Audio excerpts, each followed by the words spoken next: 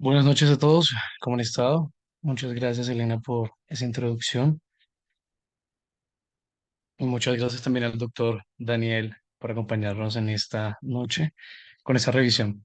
Les pido disculpas, estoy teniendo problemas con el internet, como les comentaba, pero bueno, en general creo que ya se solucionaron. Nosotros somos David Patiño y Daniel Ramírez y hoy vamos a hablarles sobre artritis reumatoide. Bueno, no sé si alguno había visto en algún momento este pin. Es un tenedor partido, doblado y partido, mejor dicho.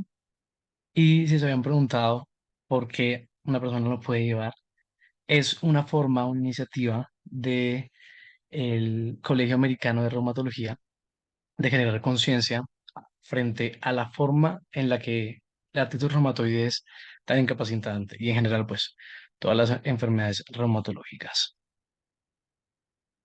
Este es el tipo de publicidad que ellos suelen em, publicar. Como se dan cuenta, expone muy claramente que ciertas tareas de la vida cotidiana pueden volverse imposibles literalmente cuando se es un paciente de algunas enfermedades reumáticas. Y bueno, este tenedor doblado y partido nos recuerda esto. Adicionalmente, les quería compartir también que septiembre es el mes de la conciencia de las enfermedades reumatológicas. Em, Como les digo, todo muy en orden de generar conciencia y, bueno, obviamente también permitir a los pacientes saber que esta enfermedad puede llegar a ser muy incapacitante si no se consulta a tiempo. Y nosotros también, como médicos, debemos generar bastante información eh, frente a sus precauciones y obviamente también acerca de su consulta temprana y también inicio de manejo de forma temprana. Bueno, vamos a empezar con algunas generalidades. Em, Les voy a pedir el favor de que escriban la respuesta que ustedes crean correcta en el chat. Íbamos a hacer esto con otra iniciativa, pero bueno, está un poquito difícil. Entonces, ¿qué tipo de paciente esperaría usted que llegara a consulta con artritis reumatoide? A, un paciente masculino de 45 años con hipertensión arterial refractaria. B, una paciente de 63 años con dolor en las rodillas tras subir escaleras. C, una paciente de 52 años con dolor matutino en las manos. O D, una paciente de 63 años con dolor matutino en las manos. Entonces, por favor, escriban en el chat. Puede ser al privado, puede ser de forma pública la respuesta que ustedes crean que es correcta.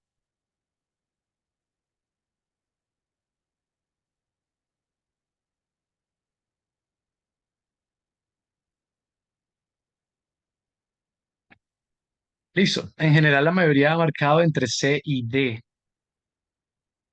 Em, Alguien que haya marcado la D, quisiera escucharlo si pueden. Obviamente no es la idea lanzar aquí al agua a nadie, pero sí me gustaría escuchar la opinión de las personas que podrían pensar que la D podría ser una respuesta correcta. Y también, asimismo, los de la C, quien se anime a comentarlo. Igualmente pueden escribir por el chat si les parece bien. Si no, igualmente es algo que vamos a responder en la charla. Eso simplemente es para ir, bueno, además de fomentar que participen un poquito ahorita, sobre todo ver qué tal estamos de conocimientos en general.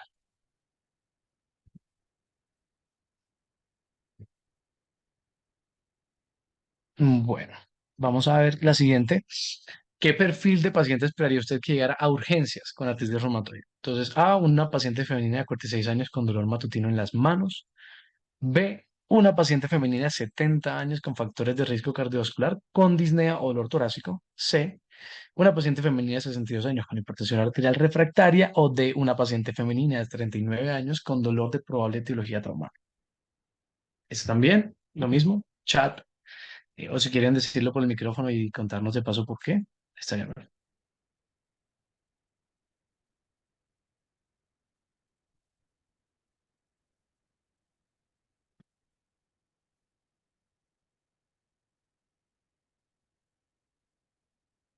Aquí estoy marcando la mayoría C,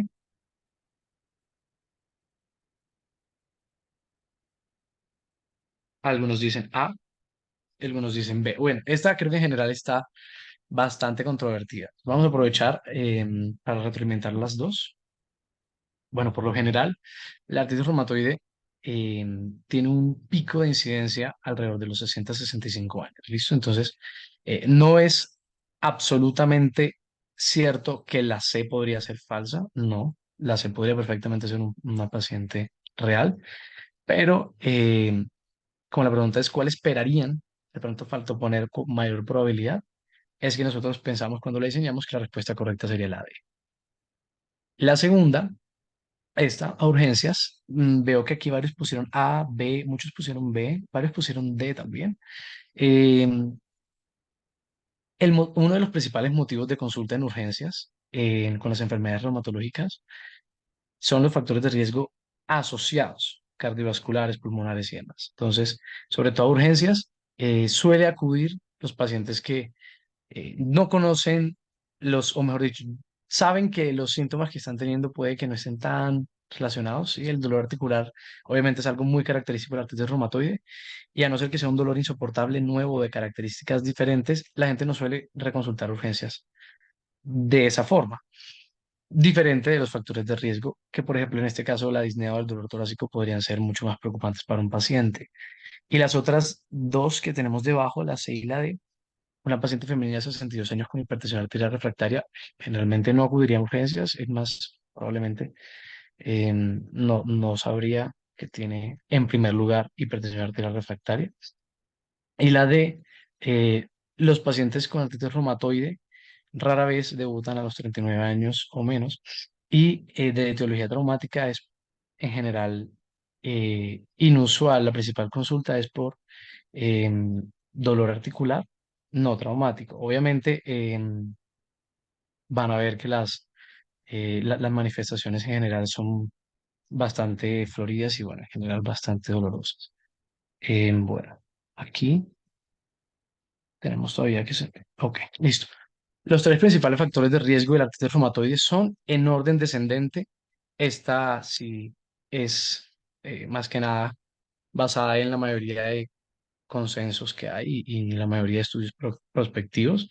Tenemos tabaquismo, sexo femenino, presencia de ciertos alelos y están los tres factores de riesgo reorganizados de formas distintas para hacer los distractores cada uno. Entonces, ¿cuál creen que sea? Aquí algunas personas dicen que la A, tenemos también la B,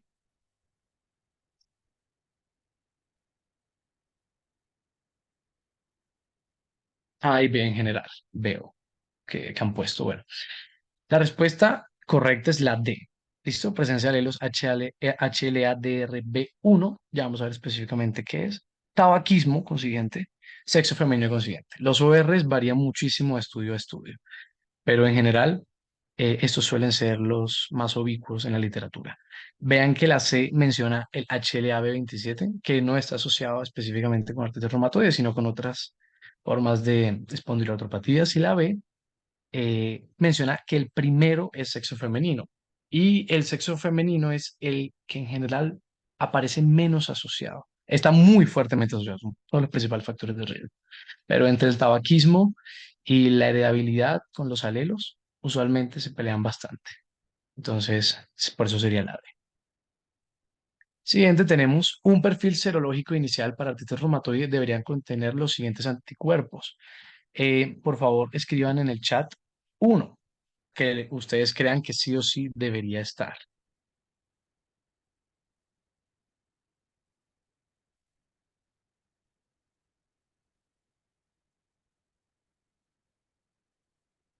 ¿Listo? Aquí ponen factor reumatoide y péptido citrulinado, factor reumatoide y anticuerpos antipéptidos citrulinados.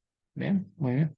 Yo estoy de acuerdo con eso. Lo más importante aquí es que escriban el que ustedes primero se les venga a la mente y vayamos completando entre todos pues la información que tengamos. Pero pues, siempre está bien recordar que estas charlas en general eh, parten de varios conocimientos previos. Ustedes ya tienen varios de ellos. Y el mecanismo de acción del metotrexato es, o bueno, simplemente para retroalimentar, ¿alguien puso BCG y PCR? Bueno, aquí en la pregunta era específicamente serológico, con serología nos referimos específicamente a los anticuerpos. ¿Listo? Y como BCG y PCR son reactantes de fase aguda, marcadores de inflamación, pero no son anticuerpos, eh, pues usualmente no los llamaríamos parte del perfil serológico. ¿Listo? Método exacto. Aquí alguien pone antiácido fólico, excelente. ¿Alguien sabe específicamente qué hace? O sea, en cuanto a la farmacología del metotrexato, ¿qué inhibe, qué hace, qué inhibe la de DHA reductasa? Muy bien pusieron acá. La de hidrofolato reductasa. Sí, excelente. Bueno, muy bien. Tengan en todo eso en mente. Vamos a ir abordando cada una de esas preguntas a lo largo de la charla. Listo, perfecto. Muy buenas noches a todos. Muchas gracias, David. Vamos a empezar entonces con lo que serían las generalidades de la artritis reumatoidea. Entonces, pues así como su nombre lo sugiere, reumatoide viniendo de reumatismo, significando pues enfermedad musculoesquelética, y artritis pues viniendo de inflamación articular o inflamación de la articulación. Cuando hablamos en sí de artritis reumatoide, vamos a estar hablando de un trastorno inflamatorio crónico que va a ser de origen autoinmune y con compromiso inicial y principalmente articular, pero pues también con un componente bastante marcado extraarticular. En sí lo que es la etiología o el origen de la enfermedad desconocemos en realidad, pero pues sí sabemos de la presencia, más bien el juego entre dos tipos de factores que pueden pues influenciar mucho lo que se, sería en sí el desarrollo de la artritis. Por un lado, los factores ambientales, como mencionábamos ahí, por el lado del tabaco, se habla del tabaco, la relación del tabaco con artritis reumatoide en realidad es bastante fuerte. Se habla de una incidencia aproximadamente del 1,5 al 3,5 veces más las posibilidades del desarrollo de la enfermedad por el tabaco. Adicionalmente a eso, lo que podría ser un IMC mayor a 30 o la exposición al asbesto, al sílice. Hay algunos estudios que hablan también de lo que sería el consumo moderado de alcohol y el desarrollo de la artritis reumatoide. Y pues hay algunos resultados controversiales en cuanto a la dieta mediterránea y sus factores protectores en cuanto a la artritis. Adicionalmente a eso, encontramos porfiromonas gingivalis, que pues también puede relacionarse con lo que puede ser el desarrollo de la artritis. Por otro lado están los factores genéticos. En sí se habla específicamente de unos alelos del gen HLA-DR, que pues van a expresar lo que es un epítopo compartido en su tercera región hipervariable de lo que es el primer dominio de RB1. Principalmente se habla de los que tienen ahí en pantalla, del 1, del 4 y del 10. Y en cuanto al rango de edad, como bien mencionábamos, el rango de edad para la aparición generalmente va entre los 55 y 65 años, en donde las mujeres tienden a presentarlo primero, aproximadamente entre los 55 y 59 años, y los hombres un poco más tarde, entre los 60 y los 64 años. Adicionalmente a eso, pues va a ser una enfermedad que caracterizada en su gran mayoría por lo que son las presencias de autoanticuerpos, como lo es el factor reumatoideo y anti-CCP, como ya lo mencionamos. Sin embargo, pues entra en conversación pues también lo que es la artritis reumatoide cero positiva versus la cero negativa, de lo cual pues vamos a hablar un poco más adelante. Les puse una tabla comparativa entre lo que es la prevalencia, la incidencia y la relación de mujeres a hombres a nivel global versus a nivel nacional, y aunque sí mantienen cifras diferentes, si se dan cuenta, en realidad mantiene el mismo patrón. En cuanto a la relación de hombres a mujeres, de mujeres a hombres, perdón, a nivel global se mantiene aproximadamente un 2-1, hay algunos que hablan de un 3-1, y en Colombia, pues de acuerdo a un estudio del 2018, se mantiene alrededor de lo que sería 5-1. Pasa, por favor.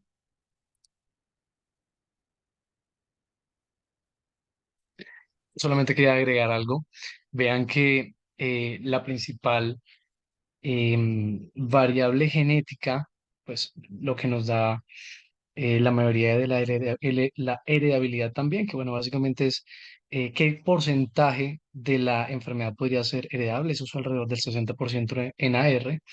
Miren que son alelos y bueno, en general polimorfismos en HLA, DR. Ese DR hace referencia al complejo mayor de histocompatibilidad tipo 2.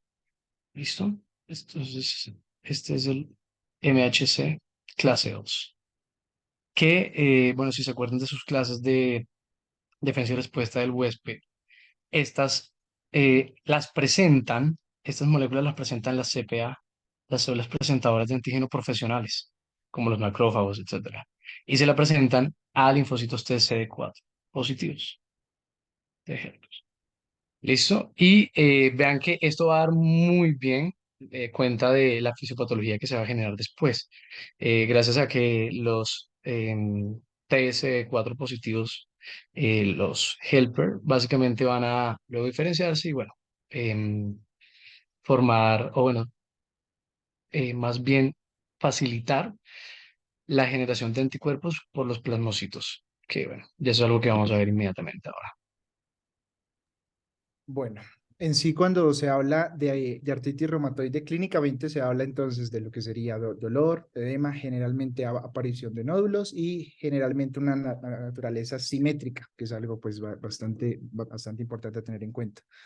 En fases tempranas hay compromiso de las articulaciones, generalmente es de la mano, especialmente las articulaciones metacarpofalángicas y las interfalángicas proximales. Por otro lado, puede verse comprometido también lo que es la muñeca, rodilla, hombros y pues lo que son las articulaciones metatarsofalángicas. Lo que ven abajo es más o menos la frecuencia en la que se ve el compromiso de esas articulaciones, y en la derecha lo que ven es la clasificación de la ACR con la eular. Esta, más que para razones diagnósticas, es usada para lo que es la identificación y la orientación del diagnóstico de la enfermedad. Y pues en sí, para su uso se requiere que el paciente tenga como mínimo compromiso de una articulación, y la clasificación pues va a ser sugestiva de un diagnóstico de artritis reumatoide en caso de que se cumplan con 6 o más puntos. Y pues tengan en cuenta adicionalmente a eso que se toman en cuenta tanto variables que son clínicas como algunas que son serológicas. Avanza, por favor.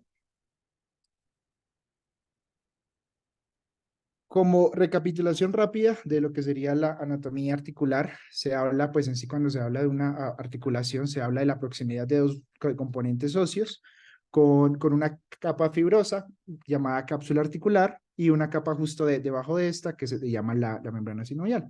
Esta pues va a ser responsable de lo que sería la producción del fluido sinovial, que pues por supuesto va a ser muy útil para todo lo que tiene que ver con la lubricación y el suministro de oxígeno y nutrientes en la articulación. Adicionalmente a eso, pues van a ver el cartílago, que pues va a cumplir un papel en lo que es la resistencia a fuerzas compresivas. Entonces, pues a nivel macro, lo que vemos en la artritis, si puedes, por favor, pasar, David. A nivel macro, lo que vemos en la artritis reumatoide, vamos a tener principalmente 4 procesos activos simultáneamente. Uno, que va a ser la inflamación de la membrana sinovial o sinovitis, degeneración del cartílago, erosión ósea y adicionalmente a eso, angiogénesis. Todo esto, pues a su vez, explicando clínicamente el por qué se presenta el edema y el dolor, pues a nivel de las articulaciones. Sin embargo, cuando profundizamos un poco más en la fisiopatología y ya lo vemos a nivel celular, pasa por favor. Lo que vemos es entonces que la membrana sinovial va a estar compuesta por lo que se conoce como fibroblastos sinoviales. Y de nuevo, en la artritis reumatoide, pues va a implicar una inflamación de lo que sería esta membrana, ¿correcto? ¿Le puedes dar?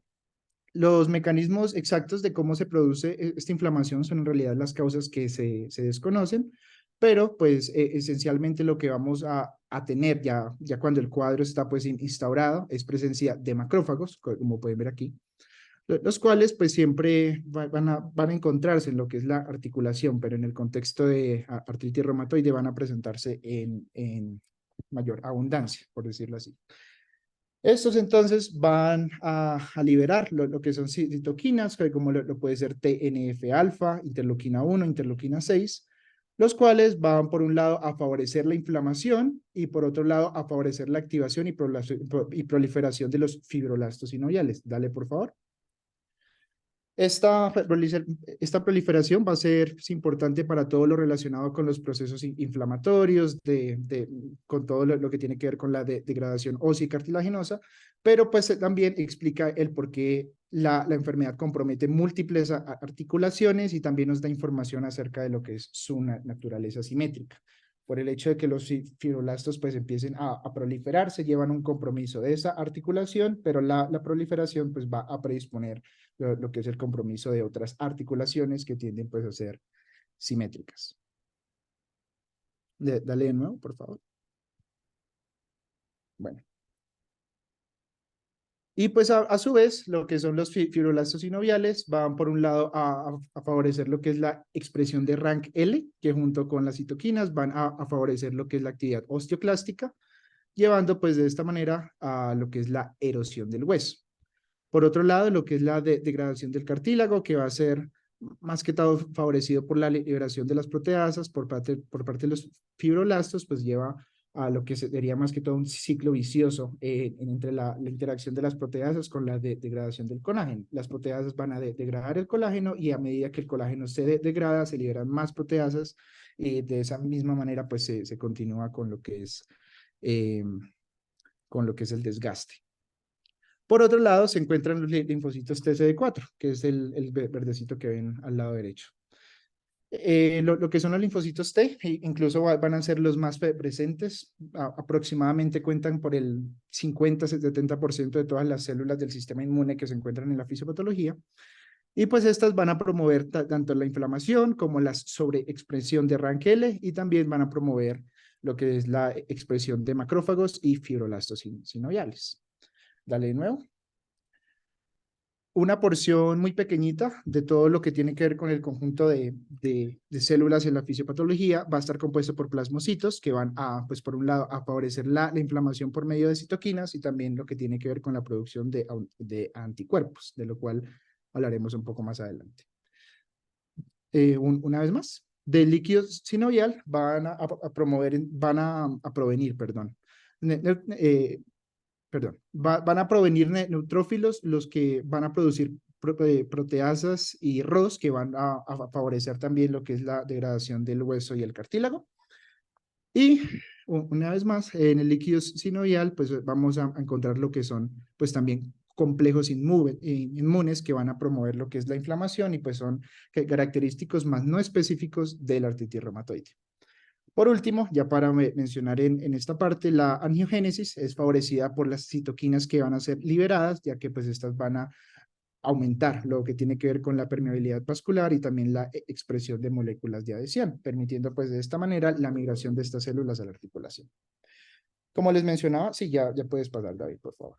Como les mencionaba, no sabemos en realidad qué causa la artritis en sí, pero pues sí los factores que pueden contribuir a su aparición. En la fase pre-artritis reumatoide, todos los factores genéticos, epigenéticos, el uso del cigarrillo, por feromonas gingival y todo lo que mencionamos en los factores de riesgo van a llevar a una modificación de los autoantígenos, principalmente por medio de su citrulinación, que pues eso es exactamente el proceso que están viendo en pantalla. Lo que ocurre, en palabras más, palabras menos, es una conversión de arginina a citrina. Y pues esta modificación no solamente puede ser dada por lo que son los factores ambientales, sino pues también por procesos inflamatorios. Estos antígenos ya con el proceso de citrulinación hecho van a ser reconocidos, o más bien no van a ser reconocidos por el cuerpo, y pues entonces van a ser identificadas por lo que son las células presentadoras de antígeno, pues como podemos ver en la parte de abajo de la imagen, Y pues esto va a dar cabida a lo que sería la primera parte de la respuesta inmune. De ahí, entonces, las células presentadoras de antígeno van a migrar a los nódulos linfáticos. Dale, por favor. Ya lo que vemos a nivel linfático es que básicamente las células presentadoras de antígeno van a activar lo que son las células TCD4 y estas simultáneamente van a activar los linfocitos T.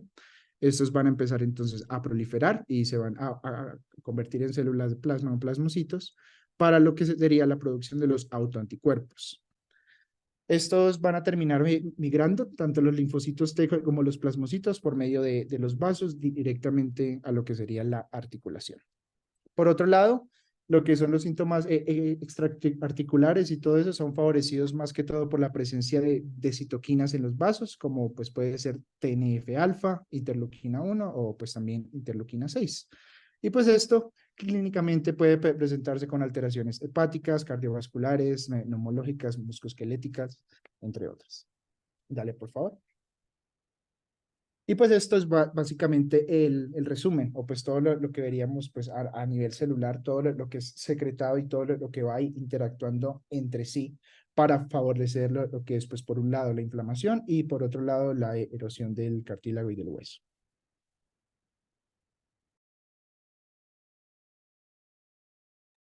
Hablando entonces de los autoanticuerpos, pues vamos a encontrar principalmente dos, el factor reumatoideo o RF por sus siglas en inglés y anti-CCP. En cuanto a factor reumatoideo, es un anticuerpo de IgM que se encuentra en aproximadamente el 75% de personas con RA, que son las que conocemos como RA cero positivo. Aproximadamente el 20 al 25% de los pacientes con artritis reumatoide no van a presentar ninguno de los dos autoanticuerpos. El RF en sí va a atacar lo que es la región constante o el FC de los IgG y típicamente van a ser los encargados o los responsables de la formación de complejos inmunes que se encuentran en el líquido sinovial, como les dije previamente. Estos pues son formados generalmente entre los mismos factores reumatoideos o pueden ser formados pues también con complejos que combinan el factor reumatoideo con IgG y también con proteínas del complemento. El factor reumatoideo es detectable en sangre en promedio de 3 a 5 años previo al desarrollo clínico aparente. Y también se ha encontrado que pues, aquellos con valores altos de FR de manera persistente se asocian directamente con más erosión, con más nódulos, con más enfermedad extraarticular y pues incluso con discapacidad. La especificidad de lo que es el factor reumatoideo va a aumentar para lo que es el diagnóstico de artritis reumatoide si su valor es 3 veces por encima del límite superior, pero pues aún así puede presentarse en otras condiciones, como pueden ver en el cuadro de abajo. Y por otro lado, la anti-CCP va a apuntar a lo que serían las proteínas citrulinadas como la fibrina y la filigrina, y pues al parecer son un poco más específicas para lo que es artritis reumatoide, pero pues aún así pueden estar presentes en numerosos desórdenes autoinmunes, como lo puede ser el lupus, la artritis psoriática y la tuberculosis, psoriásica, perdón, y tuberculosis. Dale de nuevo.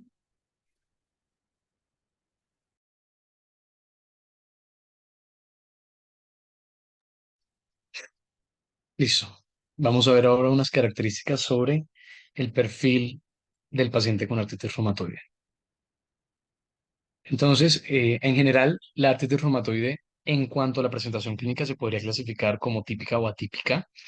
La típica es una definición recurrente que tenemos de la artritis como la poliartropatía inflamatoria bilateral de pequeñas articulaciones diartrodiales, principalmente de manos y pies, con posibles complicaciones cardiovasculares, pulmonares, etcétera, vasculitis y demás, como ya les había comentado también, Daniel. En cuanto a la típica, principalmente tenemos estos cuatro fenotipos aquí, ahorita vamos a ahondar en ellos: patrón palindrómico, artritis robustus, nodulosis reumatoide y el síndrome de Feld. La presentación clínica típica, eh, por lo general se divide en manifestaciones articulares, signos y síntomas y manifestaciones extraarticulares, empezando por las manifestaciones articulares y específicamente hablando de los síntomas, tenemos que, por así decirlo, el marcador canónico de la R es la poliartralgia inflamatoria, que es simétrica, por lo general en reposo, y con una rigidez matutina o dolor matutino también mayor a 30 minutos. Por lo general, de las siguientes articulaciones: la metacarpofalángica del 90 al 95% de compromiso, las metatarsofalángicas del 50 al 90% de compromiso, las interfalángicas proximales de manos y pies, 65 a 90% por lo general. Las muñecas también se pueden afectar hasta un 90%, los codos también en menor medida, las rodillas también, de una forma bastante considerable, y los tobillos. Inusualmente, muy inusualmente, de hecho no es canónico ni clásico de la enfermedad, se afectan la interfalángica distal, por ejemplo, o articulaciones del esqueleto axial, excepto por la columna cervical, que en general no es tan infrecuente presentar, por ejemplo, subluxaciones de la columna cervical. En cuanto a las manifestaciones articulares, ya hablando sobre todo de los signos, tenemos, ¿Qué quieres, por David? Dame un ejemplo, segundito ahí. Devuélvete unas 4 diapositivas de la última de Fisiopato, por favor. esta, La siguiente. pues, Entonces, bueno, y para complementar, muy bien como dice David Daniel, respecto a la artritis reumatoidea y en general todas las enfermedades autoinmunes hay que entenderse como un continuo. Y a veces uno trata de clasificar todo, digamos, ser muy cuadriculado para que le entren unos criterios clasificatorios, pero realmente tenemos que entender que todo esto son manifestaciones de un sistema inmune, pues, digamos, anormal. Si se dan cuenta en esa diapositiva que colocó Daniel, es muy importante tener en cuenta que hay dos ejes de la fisiopatología de la artritis reumatoidea que nos explican las manifestaciones que David nos comenta, y es que si se dan cuenta, uno es la sinovial y otro es el cartílago y el hueso. Básicamente porque es importante eso. No se debe quedar simplemente en que hay una alteración humoral y una alteración celular que lleva a inflamación y a destrucción, sino que tenemos que entender que al ser la sinovia el eje de la fisiopatología, pues básicamente eso es lo que está alterado y es lo que vamos a ver en nuestro paciente. La reumatología es una especialidad muy clínica y muy semiológica, y para entender el hecho de que, como David decía, se afectan ciertas articulaciones como la metocarpofalángica y las interfalángicas menos, pues hay que entender el por qué. Si nos vamos a que los pacientes que tienen artritis reumatoide son particularmente un tipo de artropatía, pues tenemos que entender cómo llevamos al paciente que nos llega a la consulta, urgencias con un dolor articular. Entonces, no se debe olvidar nunca que es importante hacer una serie de interrogatorios, pues, que debemos tener en todos los pacientes, y ese interrogatorio debe tener todas las características de la artritis. Debemos preguntar la localización, debemos preguntar las características si son inflamatorias, clásicamente entendidas como una rigidez matutina significativa, dependiendo de la literatura, de 30 a 60 minutos, que haya sinovitis, que haya dolor articular, que haya hipersensibilidad articular, em, que esté inflamada, digamos, evidentemente por edema, eritema. Y esto nos habla de que el componente intraarticular, es decir, sinovial, es el que está principalmente, digamos, afectado, porque obviamente en cualquier articulación puede haber muchos, digamos, tejidos afectados. Podemos tener pacientes con dactilitis que tengan inflamación digamos, de los componentes yuxarticular, o podemos tener pacientes con artritis con subluxación, como en la artropatía de Yacut, que simplemente es la alteración, digamos, de tejidos blandos, pero sin la afectación sinovial. Entonces, la semiología de nuestro paciente es muy importante. Ahora, si bien ahí colocamos en las diapositivas que son metacarpofalángicas, interfalángicas, digamos, de localización, como para tratar de identificar al paciente con artritis reumatoidea, es muy importante tener claro cuál es ese paciente. Ese paciente es el que me llega con un dolor articular, con unas características inflamatorias, que usualmente lleva más de 6 semanas con la sintomatología. ¿Por qué? Porque antes de las 6 semanas, usualmente las que son reactivas o posinfecciosas se resuelven, y que son tempranas, de 1 a 1,5 años, máximo 2 años, porque ahí ya se comienzan a evidenciar los cambios de formación o de erosión que más adelante van a hablar.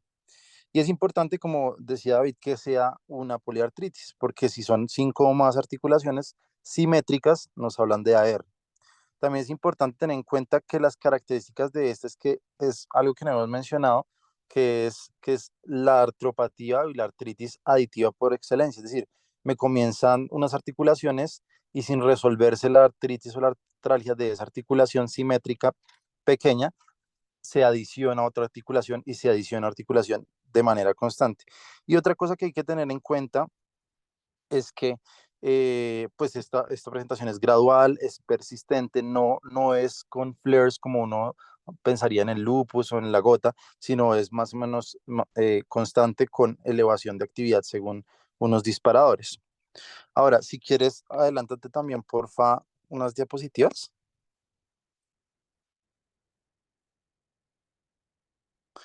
Eh, en la anterior, porfa. Y acá lo que decía Daniel es muy importante atrás. Es muy importante tener en cuenta los marcadores, tanto de la PCR como la BCG, como, digamos, estudios de entrada, como el factor reumatoideo y el anti-CCP. También es importante hablar que antes, digamos, el estudio tendía a ser muy de factor reumatoideo y si no anti-CCP, y eso ha cambiado.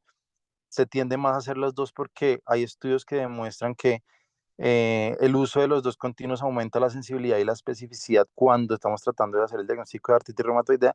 Y es muy importante tener en cuenta la tabla de abajo de los diagnósticos diferenciados para el factor reumatoideo positivo, que todo lo que dijeron es cierto, y tener en cuenta que en la R está positivo entre el 60 y el 80%. Pero hay algo que es importante mencionar que no está en la tabla y es el paciente con factor reumatoideo positivo. ¿Cuál es la entidad que más frecuentemente está asociada con esta positividad? Si bien la mayoría de la literatura concluye que es la artritis reumatoidea, en esta tabla no está la más importante, que es el Sjögren. El Sjögren, más o menos el 70% de los pacientes con el Sjögren pueden llegar a tener positividad. Entonces no debemos olvidar eso porque si bien están las infecciosas y las vasculitis, la sífilis o la endocarditis que son muy frecuentemente asociados con esto, el Sjögren también se debe tener en cuenta siempre. Y si quieres ya puedes continuar.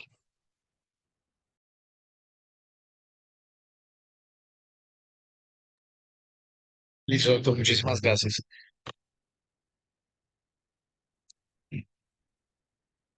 Bueno, íbamos en esta parte, en los signos, como el doctor decía, esto es fundamentalmente clínica. Entonces, en cuanto a las deformidades, en primer lugar tenemos la mano reumatoide, que por ejemplo se caracteriza por espacios interiores reducidos. En la primera tenemos, en la segunda imagen tenemos la deformidad en cuello de cisne. Ahorita vamos a ver específicamente con detalle cada una. La deformidad en pulgar en Z o de Hitchhiker y la desviación ulnar. También la vamos a ver con más detalle, pero básicamente es que en general las articulaciones tienden a, o mejor dicho, adoptan una tendencia ulnar, o sea, hacia el lado opuesto al radial. Y también tenemos el pie en martillo en garra. Y como les mencionaba antes, aunque no es tan infrecuente, sí se puede dar la subluxación atlantoaxial, por ejemplo, por compromiso articular en la columna cervical. En las imágenes de la derecha, además, tenemos la deformidad de Boutonniere y, por ejemplo, tenemos las, las dos manifestaciones más clásicas, la inflamación con sinovitis simétrica de las articulaciones metacarpofalángicas y las interfalángicas proximales. Entonces, bueno, simplemente para que lo tengan en cuenta, las metacarpofalángicas son las que comunican o unen el metacarpo con la falange proximal y esta básicamente es conocida como los nudillos. Y la interfalángica proximal es la que divide estas falanges, la proximal con la media, y como ven aquí está representado con inflamación. La deformidad en cuello de cisne es la que tenemos al lado izquierdo. Por lo general, bueno, mejor dicho, se presenta porque hay una hiperextensión, como pueden ver acá, de la interfalángica proximal y la interfalángica distal está en flexión.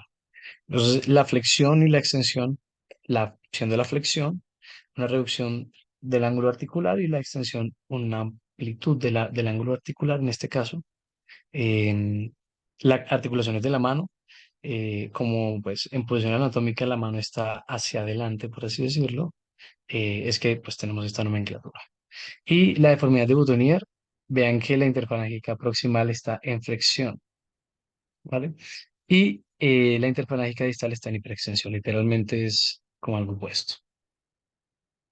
Adicionalmente tenemos esta prueba em, conocida coloquialmente como el test del apretón de manos, y es que cuando se apretan pues cuando uno aprieta la mano en general hace esto, y es que presiona las articulaciones metacarpofalángicas. En los pacientes con artritis reumatoide es muy diciente que este apretón de manos sea doloroso, porque además pues también da cuenta de que el paciente seguramente tenga signos pues, de artritis reumatoide más avanzados, como por ejemplo signos de erosión. En cuanto a las manifestaciones Entonces, si quieres ahí, articulares, perdóname, ahí. Entonces, si quieres ahí, para Miguel, resumir lo que has dicho, entonces, que quede claro algo muy importante. Entonces, todo lo que hemos dicho nos engloba al paciente con sospecha de artritis reumatoidea, con una artritis, digamos, sospechosa o una artralgia sospechosa. Entonces, darse cuenta que artralgia o dolor articular no es lo mismo que artritis y mucho menos que artritis reumatoidea. Englobando todo lo que hemos mencionado, es importante tener en cuenta que, por ejemplo, la ULAR publicó en 2017 unos criterios para describir qué es la artralgia sospechosa de AR y es el paciente que usted debe estudiar y sospechar AR para tener un diagnóstico y un tratamiento temprano. ¿Cuál es? El paciente con dolor articular menor a un año de evolución. Síntomas localizados en las articulaciones metacarpofalángicas, una rigidez mayor o igual a 60 minutos matinal, que aunque la mayoría de los síntomas son de nuevo en la mañana, que tienen un antecedente en primer grado familiar con artritis reumatoidea, y muy importante lo que menciona David ahí, el squeeze test, que es lo que está en la diapositiva positivo, y también otra cosa es la dificultad para hacer un puño. Si el paciente tiene estas características, piensen en artritis reumatoidea y estudielo como ya más adelante lo van a mencionar.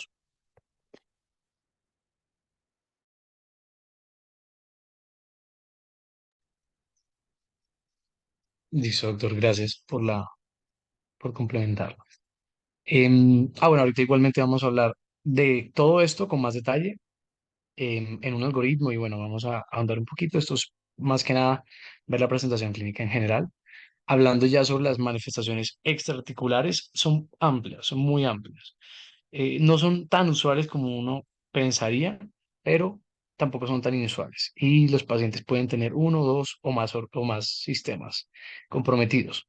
Em, por lo general, son exhaustivas las listas. Yo aquí puse solamente un par de ciertos sistemas. Entonces, en cuanto al pulmonar, la fibrosis pulmonar y la enfermedad pulmonar intersticial. Vemos aquí la NIU o la neumonía intersticial inespecífica o inusual, o usual, perdón. La neumonía intersticial usual también. Y la neumonía organizativa, como tres fenotipos de enfermedad pulmonar intersticial, pueden estar presentes, por ejemplo, en pacientes con artritis reumatoide, por la enfermedad misma, por los medicamentos. El metotrexate, por ejemplo, se asocia bastante la anulosis pulmonar también, los derrames pleurales y la pleuritis son importantes y, por ejemplo, la neumonía organizativa también. En cuanto a lo cardiovascular, es un muy importante factor de riesgo cardiovascular tener enfermedad autoinmune. En este caso, la artritis reumatoide es también bastante considerable. La aterosclerosis, por ejemplo, pues no es nada despreciable, un poco menos frecuentes, pero igualmente considerables, la pericarditis o el derrame pericárdico, por ejemplo, los defectos valvulares y las arritmias, ¿vale? Adicionalmente, falla cardíaca, como lo mencionaba, pues en general propulsado por el factor de riesgo cardiovascular. En cuanto a lo renal, es también muy amplio. Aquí, bueno, en la tabla que conseguí, se les pasó a poner hepático en negrilla, pero también son muy importantes, por ejemplo, em, los DILIs asociados a los medicamentos. Adicionalmente, en cuanto a lo renal, los medicamentos en general son nefrotóxicos, puede haber proteinuria y también glomerulonefritis. En este caso, muy asociado a las enfermedades autoinmunes. Y en cuanto a lo hematológico, realmente de todo. Aquí no lo ponen, por ejemplo, anemia, pero también es importante tenerlo en cuenta. Trombocitopenia, leucopenia, sobre todo asociado a eh, un overlap con lupus. Se pueden presentar no tan infrecuentemente las linfadenopatías, las esplomegalias, también los linfomas y la amiloidosis, etcétera. Está muy asociada bastante extensamente a las enfermedades hematológicas. Hablando entonces muy brevemente de lo que son los patrones atípicos y los subtipos de la artritis reumatoide, encontramos principalmente cuatro. Por un lado está el patrón palindrómico, en donde pues en sí va a haber un compromiso de cinco articulaciones o menos. La resolución puede darse de manera espontánea, pero pues aproximadamente el 33 al 50% de los individuos evolucionan a una artritis reumatoide. En cuanto al tratamiento de un patrón palindrómico, en realidad es bastante controversial. Se habla un poco de lo que es el uso de antimaláricos, sobre todo para la disminución de la frecuencia de los ataques y la progresión artritis reumatoide, pero pues como les menciono, sigue siendo un poco controversial. Por el lado de la artritis robustas, principalmente va a presentarse en hombres, se caracteriza por ser una sinovitis proliferativa y bultosa, y pues esta va a relacionarse más que todo con lo que es erosión articular y deformidades, pero generalmente el factor del dolor no va a estar presente, factor doloroso. Por otro lado, lo que es la nodulosis reumatoide, esta más que todo se caracteriza por dolor y edema en múltiples articulaciones también, con nódulos subcutáneos, pero pues esta en comparación con la artritis robusta va a caracterizarse por un deterioro articular mucho menor. Y por último, en el caso del síndrome de Felty, se habla más que todo de una triada clínica consistente en neutropenia, esplenomegalia y artritis. El síndrome de Felty es bastante raro en realidad, cubre aproximadamente del 1 al 3% de todos los pacientes con artritis reumatoide y el tratamiento es básicamente con metotrexato. Dale, por favor.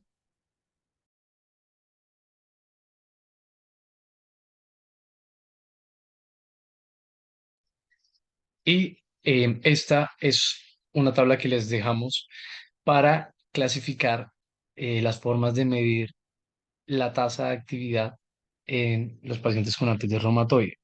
Vean que hay varias escalas, tenemos el CDAI, el DAS-28, etcétera. Y bueno, aquí en general mencionan los parámetros calificados, o bueno, vistos en cada uno. Aquí les dejo una imagen del DAS-28. Esta es la más similar a algo que he visto en la vida real que pude conseguir en internet. Eh, como pueden ver, básicamente es un score y lo que se hace es que el paciente, o bueno, el profesional con obviamente una buena anamnesis y examen físico, ve las articulaciones comprometidas en el paciente con dolor articular y con inflamación articular. Y bueno, eso se cuantifica em, para hacer básicamente una fórmula. Con la fórmula se va a clasificar al paciente en, vamos a ver si podemos hacer zoom, sí, se clasifica al paciente en estos tres estadios del DAS-28 y es la actividad, o bueno, da cuenta de la actividad que tiene la enfermedad en el momento. Con unos puntos menor a 3,2 es inactiva, de 3,2 a 5,1 es moderada y más de 5,1 es muy activa. Uy, perdón. Qué pena. Bueno, no estoy muy seguro de qué pasó. Ok, listo. Bueno, ya viendo la clínica, o mejor dicho, teniendo en cuenta cuáles son las manifestaciones clínicas usuales, vamos a hablar de cómo estudiarlo, cómo enfocar la anamnesis y el examen físico y consiguientemente también los paraclínicos para poder hacer un adecuado enfoque de la artritis reumatoide. Entonces, en primer lugar, hablando de Si quieres, la dame un historia que... segundito. Sí, Em, adelante, claro que sí. para dejar claridad de una vez las cosas que dijimos antes, entonces, Es totalmente cierto que la artritis reumatoidea pues, es una enfermedad autoinmune de compromiso articular y que ya dijimos que el eje pues, es la sinovial y el cartílago. Y así como habían dicho ustedes que hay manifestaciones extraarticulares atípicas, pues tenemos que tener en cuenta que si bien todas esas son poco frecuentes, es decir, el síndrome de Felty es sumamente infrecuente, también hay manifestaciones que si bien no son tan típicas, sí debemos tener siempre en la cabeza. Entonces, resaltar que lo que dijiste, David, de todas las manifestaciones extraarticulares, tener especial atención en el compromiso pulmonar. Hay incluso pacientes con AR que se diagnostican de manera temprana antes de del compromiso articular por el compromiso pulmonar. Entonces, hay pacientes que incluso pueden tener CCP o factor reumatoideo 10 años antes de la presentación clínica o resonancia 2 años antes, con erosiones 2 años antes de la presentación clínica. Pero también hay pacientes que pueden tener manifestaciones típicas durante la presentación clínica articular o previo a la presentación clínica articular.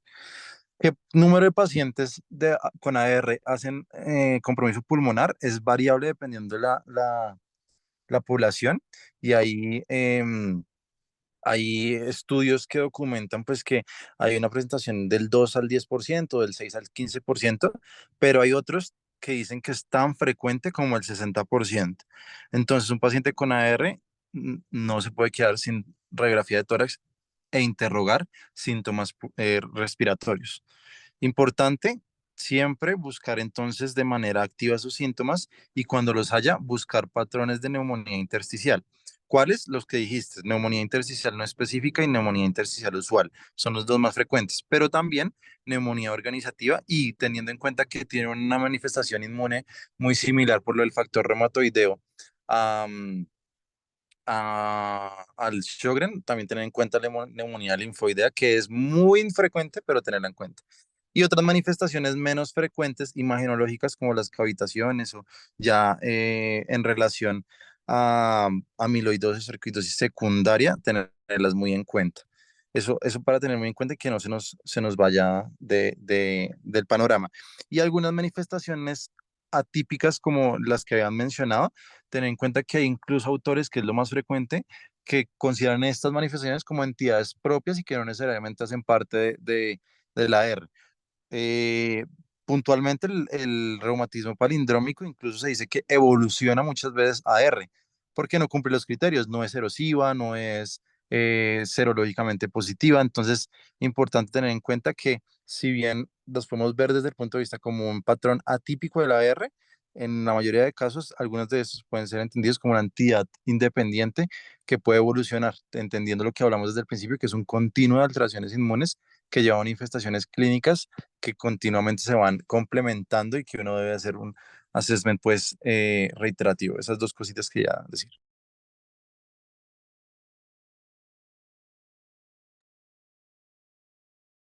Claro que sí, doctor. Muchas gracias em, por el énfasis en lo de la enfermedad pulmonar en artritis reumatoide, sí que es muy importante. Bueno, listo. Entonces, como les comentaba, hablando sobre, ya una vez vimos las manifestaciones clínicas usuales y las inusuales también, cómo utilizar todas estas herramientas para enfocar al paciente. ¿Listo? Entonces, estábamos en este apartado. En la columna de la izquierda vemos que la historia clínica es fundamental. El enfoque del dolor articular es muy importante. Eso lo vamos a ver con detalle. Pero con lo que nos ha dicho el doctor hasta ahora, tenemos una excelente idea de qué preguntar, sobre todo si es simétrico, dónde duele, en qué momento del día predominantemente, y siempre hay que tener en cuenta los diagnósticos diferenciales, ¿no?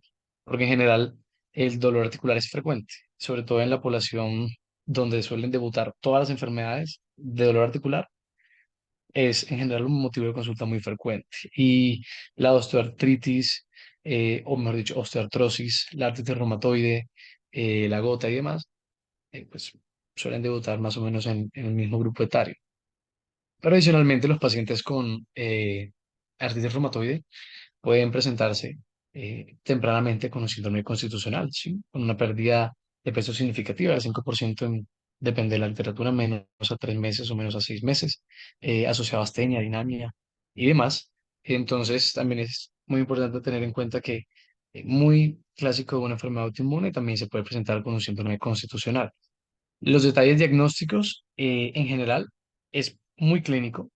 Los criterios de la clasificación de artritis reumatoide ACR EULAR de 2010 fueron desarrollados para identificar a pacientes con manifestaciones tempranas.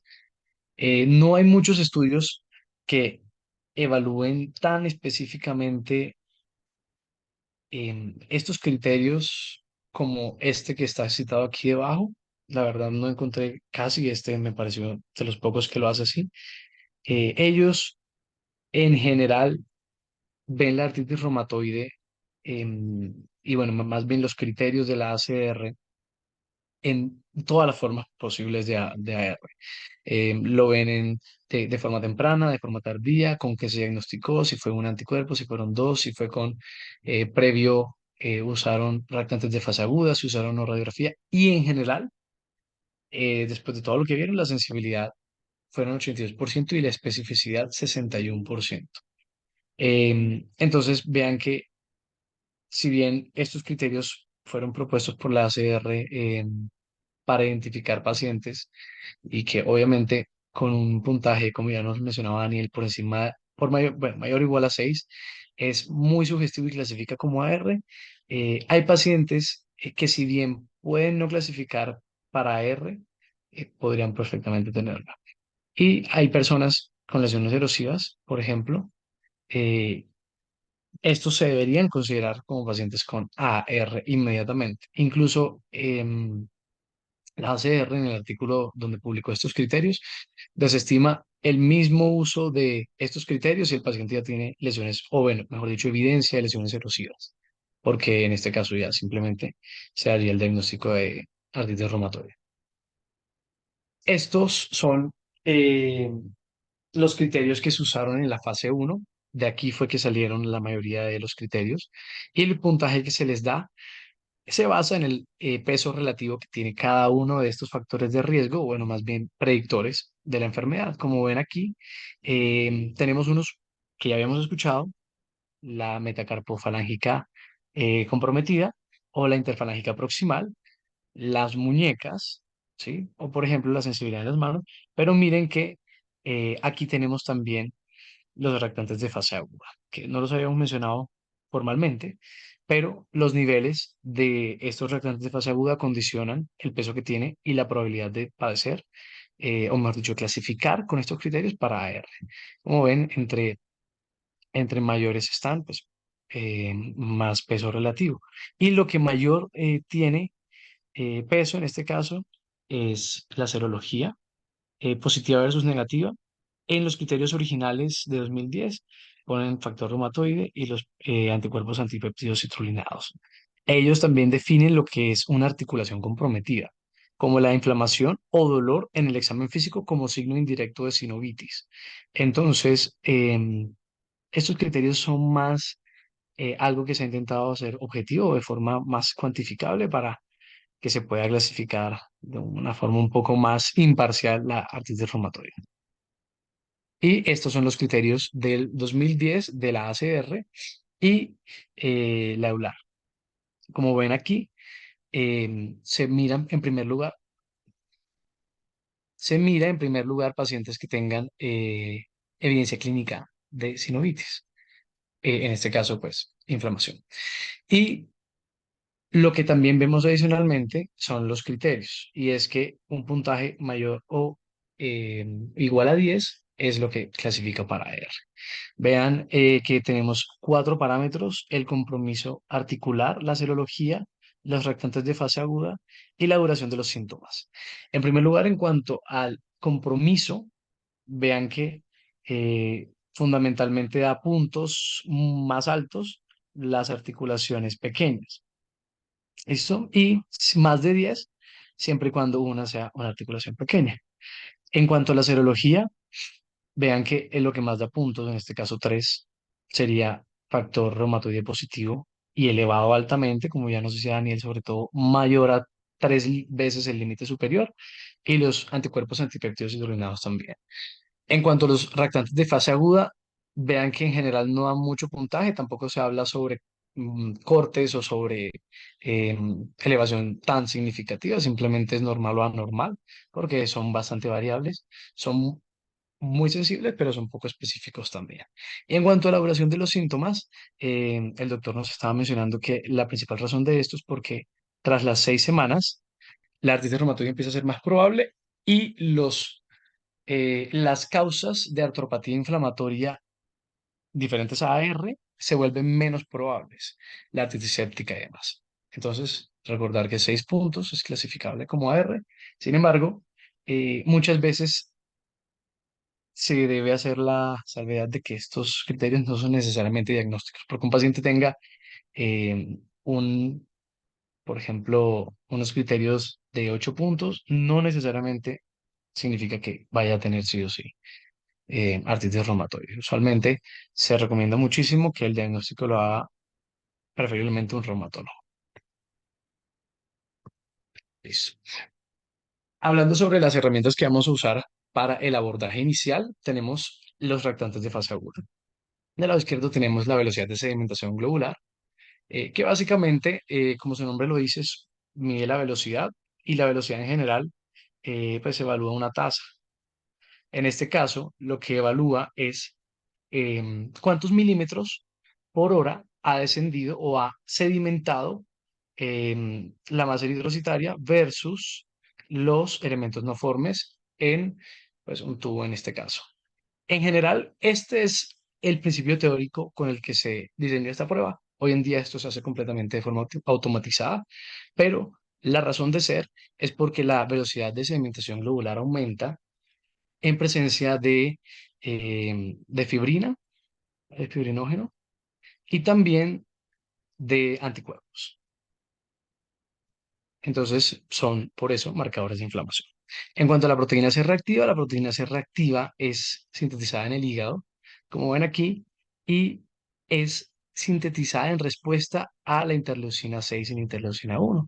De hecho, son pirógenos endógenos y son fuertes marcadores de inflamación o bueno, fuertes citoquinas proinflamatorias. Que bueno, básicamente lo que hacen es provocar esta síntesis de proteína C reactiva. La proteína C reactiva, hay bastantes estudios sobre cuáles son sus funciones.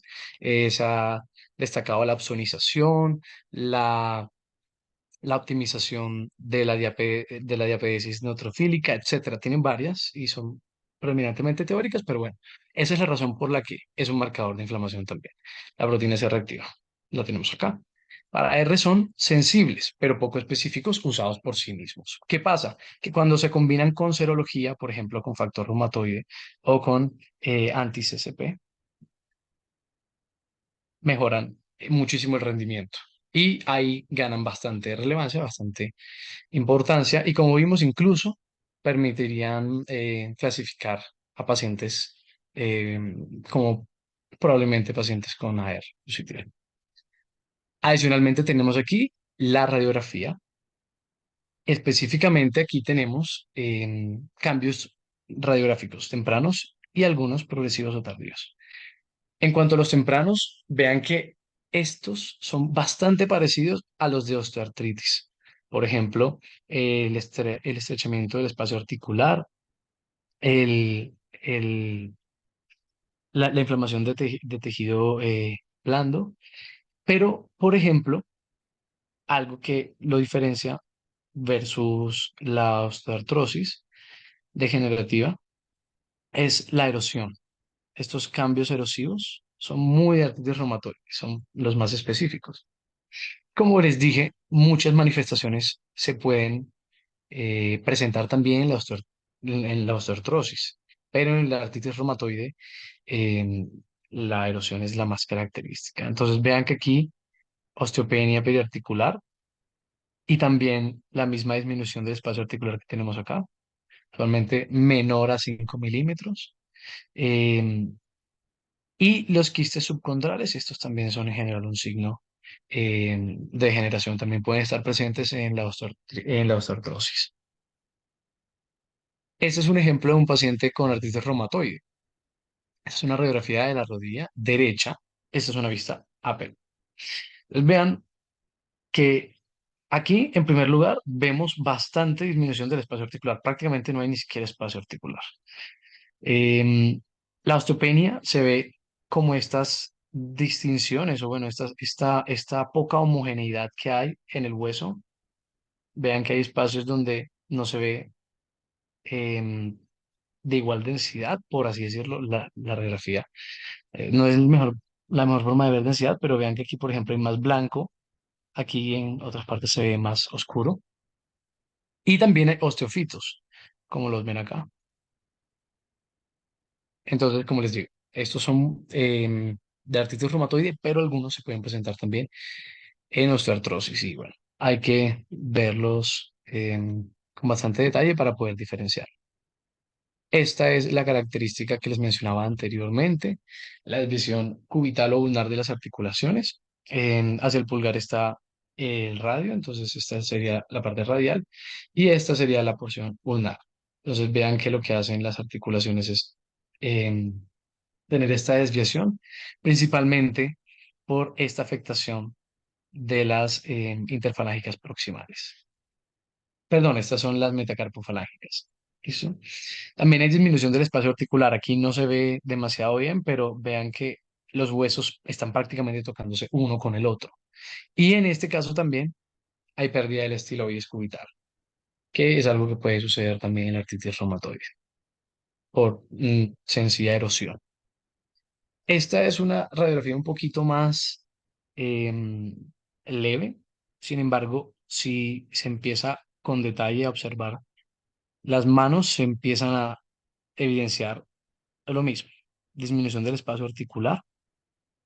Hay osteopenia, vean que las manos, o bueno, los huesos no se ven completamente eh, homogéneos. Bueno, en general hay un aumento de la heterogeneidad de la densidad y eso es un signo de osteopenia. Y la deformidad marcada de las muñecas, vean aquí los huesos carpales, casi no se pueden distinguir entre sí y también tienen mucha disminución del espacio articular.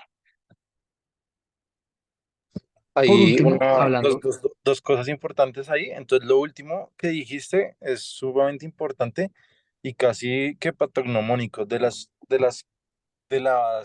múltiples artritis o artropatías, casi que la única que produce degeneración carpal es la artritis reumatoidea. Entonces, tener muy en cuenta ante este hallazgo, la probabilidad que nos estemos enfrentando un paciente con artritis reumatoidea es muy alta. Y lo segundo es que tener en cuenta siempre que hay otras estrategias. Si bien la radiografía el miembro que se esté evaluando es el eje diagnóstico, digamos, imagenológico, la resonancia, pues como les mencioné, puede detectar cambios más temprano y hasta 2 años antes de tener las manifestaciones radiológicas. Pero también importante en el contexto de diagnóstico diferencial, no desestimar, pues es más en el caso de monoartritis o oligoartritis, el estudio del líquido en el caso de derrames articulares. Y hoy en día, también en el contexto del diagnóstico diferencial, teniendo en cuenta que la mayor duda diagnóstica es versus la osteoartritis y las espondiloartropatías, el uso del TAC de doble energía, el TAC dual, que usa, pues como su nombre dice, dos energías para tratar de visualizar estructuras que no se podrían con solo una. em, es de gran utilidad y documenta entesitis, inflamación de la inserción del tendón como diagnóstico diferencial en el caso de, por ejemplo, artritis psoriásica y esto, que podría ser muy similar. Entonces, esas otras herramientas diagnósticas imagenológicas hacen parte del arsenal y se podrían llegar a usar en el escenario adecuado. perfecto, doctor, gracias. Sí, la, la, la utilidad para ver la entesitis del TAC y también la resonancia, eh, súper importante que obviamente con la radiografía solamente podríamos ver los huesos, nada de tejido blando, entonces los tendones y demás, con la resonancia sí se podría ver muy tempranamente también. Y hablando sobre la serología, bueno, aquí tenemos un resumen, ya habíamos hablado de esto, pero simplemente para abordar profundamente esta parte, tenemos como herramientas, principalmente los anticuerpos antipéptidos citrulinados y también el factor reumatoide. Entonces, aquí arriba les pongo una imagen del factor reumatoide. Hay em, factor reumatoide como IgM, pero también hay como IgG. Bien. Y bueno, esto en general es simplemente eh, algo más como de conceptos, pero vean que, como les había mencionado antes, Daniel, la sensibilidad no es tan alta, pero es muy buena. En cuanto al factor reumatoide, la especificidad llega a ser muy buena, pero la de los péptidos anticitrulinados llegan a ser mejores. Ya habíamos hablado sobre que unos anticuerpos más aumentados son predictores de formas más severas y también de formas más difíciles de tratar de artritis reumatoide. Adicionalmente, tenemos los ANAS, ¿bien? Que en general no son muy sensibles, la especificidad es buena, pero más que pedirlos de rutina y demás, es sobre todo, o el fundamento es que como se presentan diferentes vasculitis en la artritis reumatoide, al igual que el lupus puede haberlas, podría ser útil, sobre todo si uno sospecha un síndrome de overlap con lupus, los ANA se podrían pedir.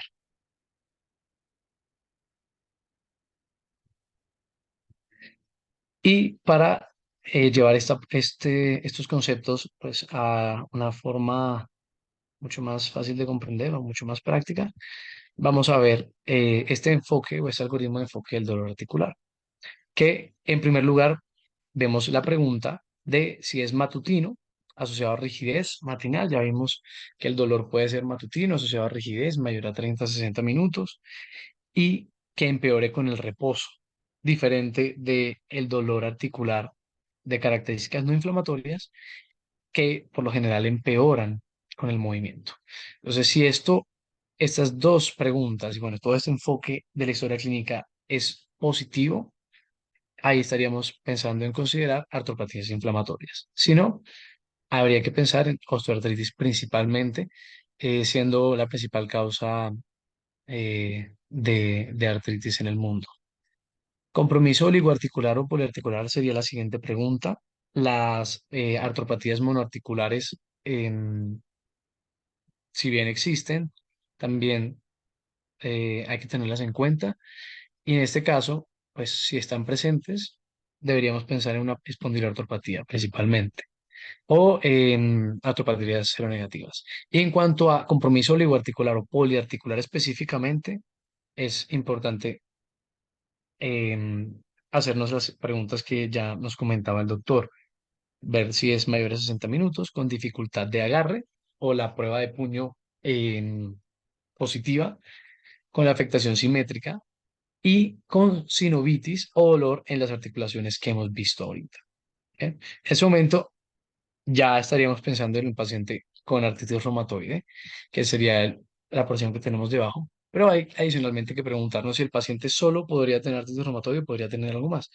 Que, por ejemplo, si tuviese una clínica sugestiva de lupus, con rash malar, úlceras mucosas, fotosensibilidad, alopecia o síndrome de Raynaud, habría que pues, considerarlo, ¿no? Síndrome de overlap de AR con LES. En el caso de solo pensar en artritis reumatoide, em, entre el perfil inicial, obviamente, pedir un hemograma no está para nada de más, de hecho estaría muy indicado. Y si hay presencia de leucopenia, trombocitopenia, linfopenia o, por ejemplo, trombocitosis, podría ser considerable también considerar, valga la redundancia, síndrome de overlap AR con LES. Ya hablando netamente de artritis reumatoide probable, como les mencionaba, las principales herramientas diagnósticas iniciales son la radiografía de manos y o pies y los reactantes de fase aguda. En estos casos, yo les mencionaba que el marcador, por así decirlo, más canónico son los cambios erosivos yuxtaarticulares, porque los osteofitos, la disminución del espacio articular, los quistes subcondrales, todo eso está en artritis reumatoide, pero también está en la osteoartrosis y es mucho más frecuente la osteoartrosis. Entonces hay que tenerlo muy en cuenta siempre como un diagnóstico diferencial. En este caso, em, lo siguiente, yo les mencionaba que los reactantes de fase aguda por sí mismos de pronto no eran excelentes, pero cuando los asociábamos a la serología se mejoraba muchísimo su rendimiento. Entonces, inicialmente con un factor reumatoide, aquí les mencionaba que en general el factor reumatoide positivo casi siempre da cuenta de artritis reumatoide. Pero si el factor reumatoide es negativo, antes se mencionaba esto, lo que nos decía justamente el doctor, usualmente pedir un anti-CCP. Hoy en día, a veces se recomienda, pues obviamente si tenemos la disponibilidad, idealmente pedir los dos al mismo tiempo. Y que si el factor reumatoide está positivo y el anti-CCP está positivo, ya no hay duda prácticamente de que se trate de una artritis reumatoide. Obviamente en el algoritmo, perdón, en el algoritmo hay que tener en cuenta siempre estos diagnósticos diferenciales y aunque no es demasiado extenso, es una forma un poco más em, clara o mejor, mejor dicho, como comprensiva, de que vean cómo se pueden utilizar las herramientas que ya mencionamos con las herramientas diagnósticas de la historia clínica y el examen físico también, que son fundamentales.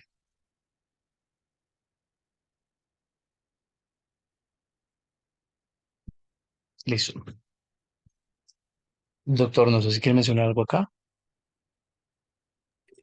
No, yo creo que ahí está bien. No olvidar la presentación de la artritis reumatoidea seronegativa o la inclasificable que siempre existe.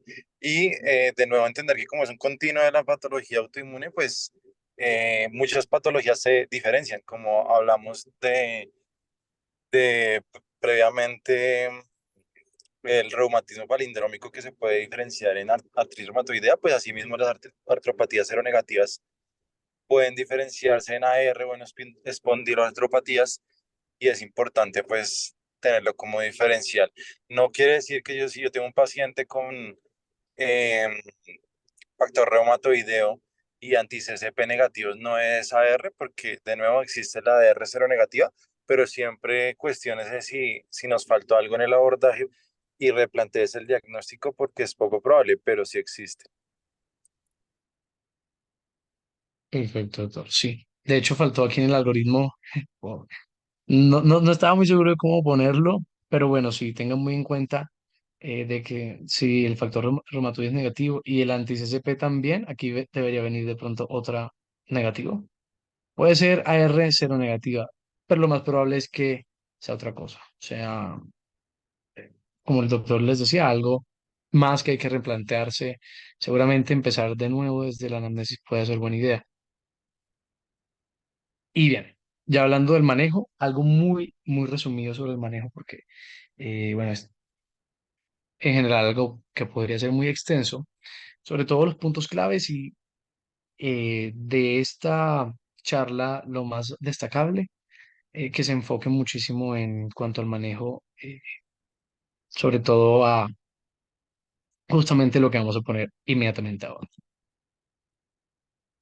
Cuando hablamos del manejo, entonces, hay ciertos principios que vamos a tener en cuenta, pues aparte de lo que son las intervenciones no farmacológicas. Entonces, para iniciar, es importante mencionar que todo paciente con artritis reumatoide debe recibir fármacos antirreumáticos modificadores de la enfermedad, que son los mismos FARME. De acuerdo a lo que son las guías de la ACR con la ULAR, se va a iniciar terapia con un FARME, idealmente con metotrexate, aunque pues en caso de que este no se pueda por las contraindicaciones que vamos pues a ver a continuación y además se puede pues iniciar tratamiento con otro de los FARME, específicamente con los convencionales, pues son los que más evidencia tienen. Estos se iniciarían entonces en monoterapia. Paso un momentito que yo tengo una tabla a continuación. Entonces, pues, en cuanto a los fármacos convencionales, la monoterapia puede realizarse, como les mencionaba, idealmente con metotrexate, pero pues también con lo que puede ser leflunomida, sulfasalacina o hidroxicloroquina. Entonces, pues vamos a contar con farmes, que son tanto biológicos como sintéticos. De todos los farmes se van a preferir inicialmente los convencionales por encima de los biológicos y pues como les mencionaba específicamente el metotrexate. En la tabla que viene pues abajito se dan cuenta que los antiinflamatorios y los glucocorticoides, no, es en la otra, David.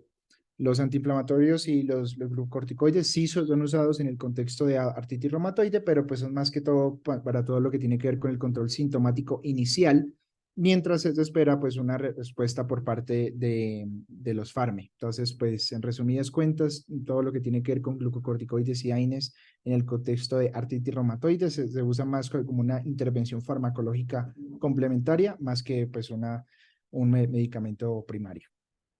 Pasa, por favor. Entonces, no, esa no es.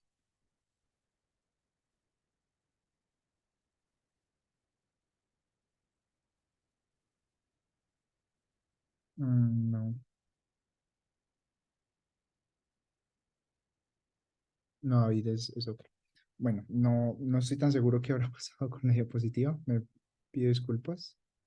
Sí, no, no está. Bueno, pues igualmente adicional a lo que ya les iba a mencionar, profundizando un poco en el metotrexate, este va a estar contraindicado en ciertos escenarios, más que todo relacionado con embarazos o con planes de... Ah, sí, ahí está. Sí, sí, perfecto. No lo había visto. Está entonces pues contraindicado más que todo en tres escenarios. En el primero, en caso de mujeres en embarazo o en planes de estarlo. Dos, en el caso de un consumo de alcohol crónico o en caso de complicaciones hepáticas secundarias al consumo. Y pues por otro lado, en caso de una tasa de filtración glomerular por debajo de 30 mililitros por minuto.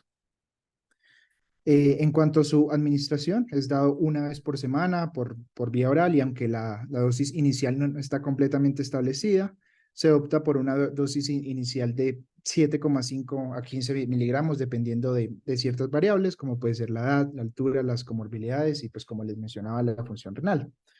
Si luego de aproximadamente 3 a 6 meses no hay mejoría clínica, se opta por terapia combinada, en donde se tiene en cuenta que los convencionales pues son los principales, entonces generalmente sí se puede combinar con los biológicos, pero generalmente la combinación implica que uno de los dos sea sí o sí un convencional.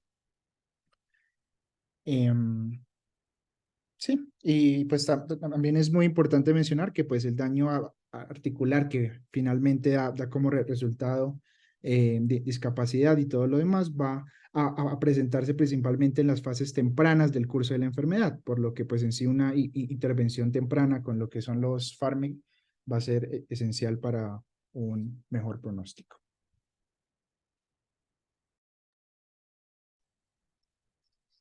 Listo. Sobre esto, adicionalmente, tenemos las intervenciones no farmacológicas que habíamos visto antes con Daniel. Simplemente les quería mencionar sobre la guía que salió en el 2021, que por lo general se recomienda que en, pues a grandes rasgos el paciente opte por las intervenciones que sea, literalmente. Es como mejor haga algo que no haga nada. Entonces, en cuanto a, por ejemplo, el ejercicio, ellos recomiendan diferentes regímenes, pero en general un ejercicio leve que no requiera demasiado esfuerzo físico se recomienda mucho más a nada, a 0 minutos semana de actividad física, por ejemplo. Y en cuanto a la nutrición, también es muy importante. Ellos mencionan eh, que por lo general las dietas mediterráneas son mejores y por lo menos tienen algún consenso de expertos en recomendar que algo de adherencia a una dieta mediterránea puede ser mejor a ningún cambio en la dieta en lo absoluto. Y como nos decía Daniel, la terapia DIMARD, o bueno, los medicamentos modificadores de la artritis reumatoide, en español sería FARME, hace parte de la estrategia Treat to Target, que básicamente es manejar al paciente con unas estrategias bien establecidas. Como él les mencionaba, el convencional más usado es el metotrexato, em, seguido de la leflunomida y la cloroquina, no necesariamente en ese orden. Pero también tenemos otros tipos de medicamentos. Como ven aquí, esta es la nomenclatura que se suele usar en los artículos. CSD-MART es eh, medicamento modificador de artritis reumatoide convencional sintético, que son los que tenemos a la derecha. También tenemos los TSD-MART, que son terapia dirigida DIMART, que son los que terminan en NIB. Bien. Y los biológicos, ya aquí específicamente hablando de anticuerpos, se dividen en anti-TNF y no anti-TNF.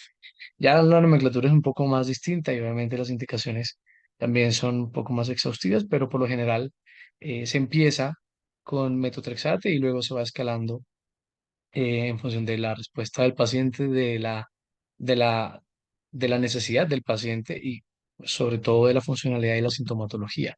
Hablando sobre todo de la sintomatología en agudo, los corticoides son el medicamento de elección para el manejo antiinflamatorio menor a 3 meses, por lo general.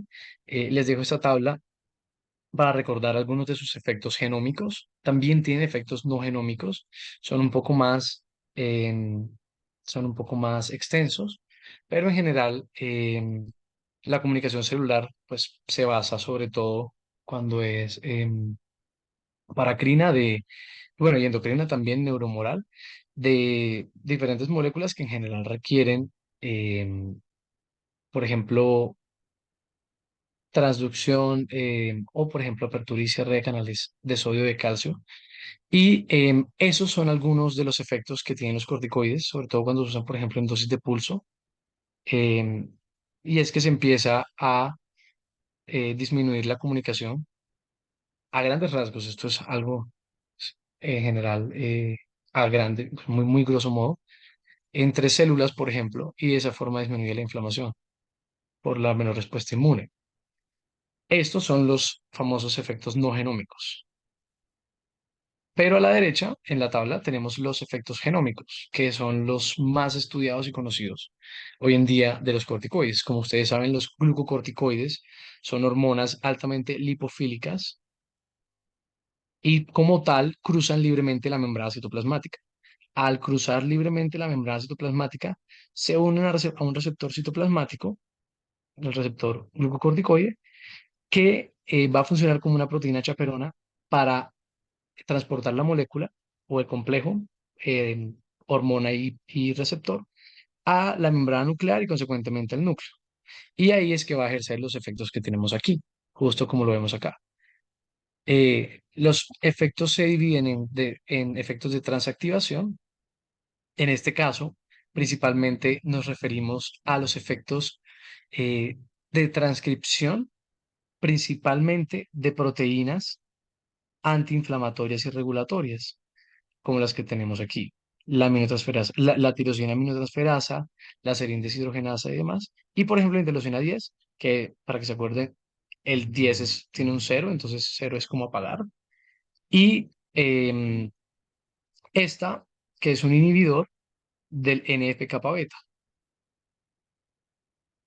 que es algo que vamos a ver justamente el lado derecho, que son los efectos de transrepresión. Entonces, estos efectos se tratan de aumentar las características antiinflamatorias y estos de transrepresión disminuir las inflamatorias. Como ven aquí, lo que hace básicamente es posarse sobre el genoma para modificar la transcripción de, por ejemplo, el NF-kappa beta, que es el mismo que les mencionaba acá, que básicamente lo que hace es funcionar como un factor de transcripción de proteínas proinflamatorias, como la interleucina 1, la 6, la 8, el TNF y también el interferón gamma.